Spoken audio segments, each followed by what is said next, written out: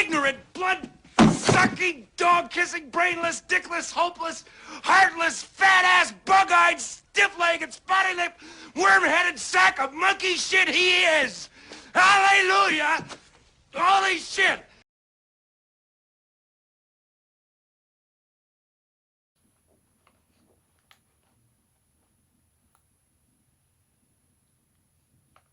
It's time.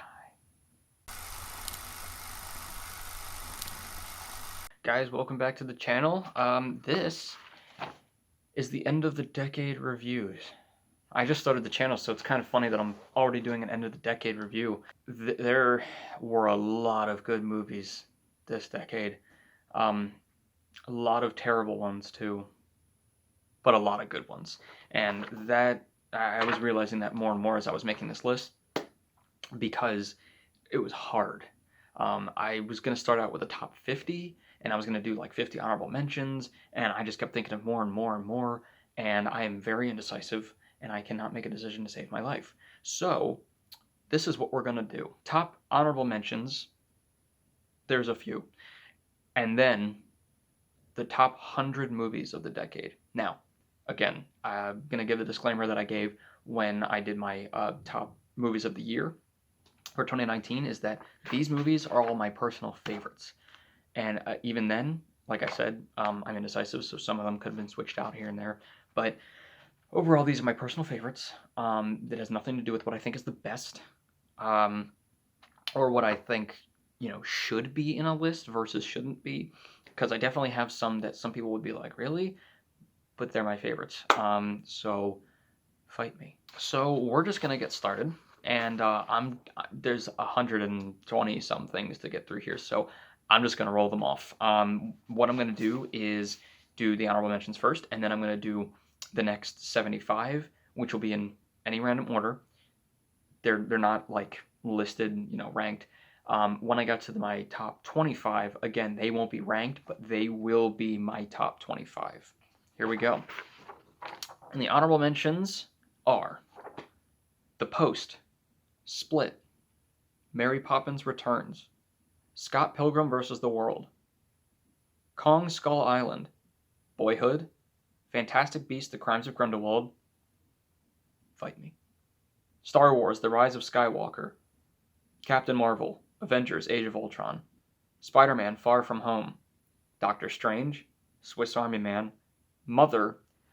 The only reason I am putting Mother in the honorable mentions is because that was one of the most memorable experiences I had. Not saying it was a good one, but it was memorable. Guardians of the Galaxy 2, Black Mass, Creed, The Imitation Game, Bohemian Rhapsody, It, Wonder Woman, Star Wars: The Last Jedi. Again, it looked good. Murder on the Orient Express, The Shape of Water. I like everything about that movie but the movie. I like the score. I like the cinematography. I like the actors. Beauty and the Beast, Sully, Mockingjay Part 2, Night at the Museum 3, The Secret of the Tomb, Foxcatcher, Into the Woods, and The Help. Foxcatcher. So those are the honorable mentions. And so starting off at, well, basically the next 75. Here we go.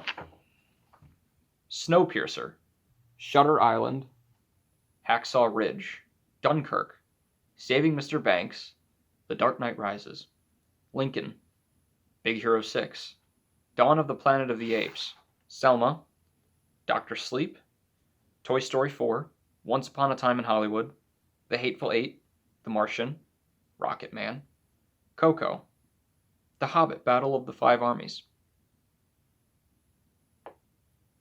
Say it, I dare you.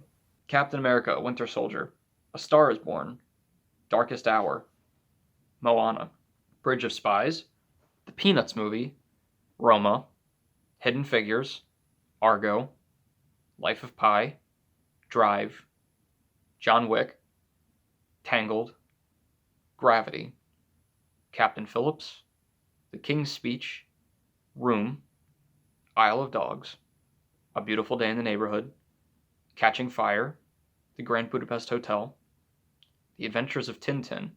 Not a lot of people like that movie. It's fun. The Social Network. Birdman, or The Unexpected Virtue of Ignorance. Us. Spotlight. Guardians of the Galaxy. The Witch, or as my friend on the channel Elpinor says, The Bavitch. Ready Player One. Into the Spider-Verse. Black Klansman. Green Book. Spider-Man Homecoming. War for the Planet of the Apes. Get Out. Baby Driver. 3 Billboards Outside Ebbing, Missouri. Thor Ragnarok. The Nice Guys. Zootopia. The Jungle Book. Arrival. Kubo and the Two Strings. Jurassic World. Inside Out. Interstellar. Kingsman: The Secret Service. Mockingjay Part 1. Nightcrawler. Her. The Hunger Games. Marvel's The Avengers. Rise of the Guardians. Skyfall. Rise of the Planet of the Apes. Hugo. And Inception. Now you probably are wondering by this point, Matt, what in the actual hell is your top 25? Because there were a ton of good movies in there. You probably can think of a few of them. Some that have been floating around for the last few years that have gotten a lot of critical acclaim and everything. But there's a few in here that, if you've seen some of my videos already, you might know what they are. Otherwise, you might be surprised. All right, and again, this is really in no particular order, but I'll number them just because it sounds cooler. There's more suspense to it. At number 25, 10 Cloverfield Lane. 24, Toy Story 3. 23, A Quiet Place. 22 is Hereditary. 21, Ex Machina. 20, Avengers Infinity War. 19, Joker. 18, Avengers Endgame. 17, Knives Out. 16, Deadpool. 15, Star Wars: The Force Awakens. 14, The BFG, or The Big Friendly Giant. 13, Fantastic Beasts and Where to Find Them. 12, Logan. 11, Captain America: Civil War. 10, La La Land. 9, The Revenant. 8, Mad Max: Fury Road. 7, The Giver. 6, Whiplash. 5, The Hobbit: The Desolation of Smaug. Smaug. 4, The Hobbit: An Unexpected Journey. 3, Django Unchained. And I just want to really emphasize that even though I'm numbering them, that's just to emphasize that they're in the top 25. This is no particular order. However, for anybody who already knows me, if you've seen my intro videos and you know what I like, you can probably very accurately guess what my top 2 are, because my top 2 are Harry Potter and the Deathly Hallows Part 1 and 2. So there you have it. It's my top of the decade. There were a lot of really good movies in this decade. I mean, this was hard because I just kept thinking of them, and it was almost getting to the point where I was like, should I just only do a top 25? But there were so many good movies of this decade. I needed to get them all out there and give them their due respect. There's still plenty of others that should have been on that list, because there are a ton that I still haven't seen. And there are some that I have seen, just didn't make the list, but I will be leaving a list in the description below of movies I haven't seen, so that way if you're like, Matt, I'm going to kill you, maybe it's because I haven't seen it yet. So just look there. I mean, there's still a bunch of really big ones from this year, even like The Irishman. I haven't seen a lot of like any of the Fast and Furious movies or the new Terminator movies or really any of the sequels like that or the reboots. I haven't seen Zero Dark 30. I haven't seen The Artist or 12 Years a Slave. But that is a goal I have for 2020, is to really be catching up on those. I've been trying for a while. There's so many movies that I need to catch up on. But apparently up until 2015, all I did was watch Harry Potter, which is okay. But I need to watch other movies. There are so many. I mean, there was, 130 movies that I just listed off from this decade. I can't see them all. It's so hard. But so overall, 2019, 2010s in general, I think we learned a lesson, is that it's fun to have reboots, and it's fun to have sequels, and it's fun to have universes, but I think we need to keep them under control. The MCU was one thing because that was its whole thing, a separate thing, and it was an experiment, and it worked out very well. But for things like the Disney live-action remakes, things like Hobbs and Shaw and all the Fast and Furiouses and Transformers 67, and they want to remake The Princess Bride? I think after 2021, which is already set with some movies like I think the next Fast and Furious, and another John Wick, and which is okay, and another Indiana Jones, which I'm okay with. I know I'm a hypocrite, but I'm okay with it because it's Harrison Ford.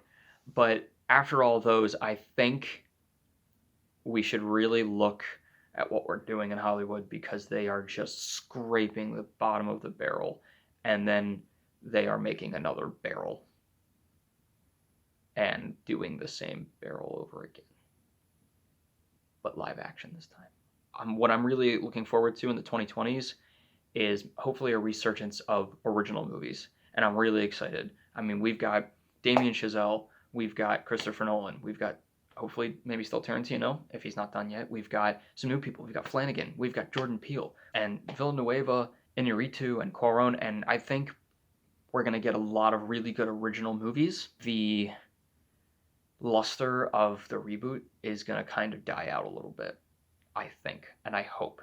I'm always one for a good reboot. It was fun while it lasted.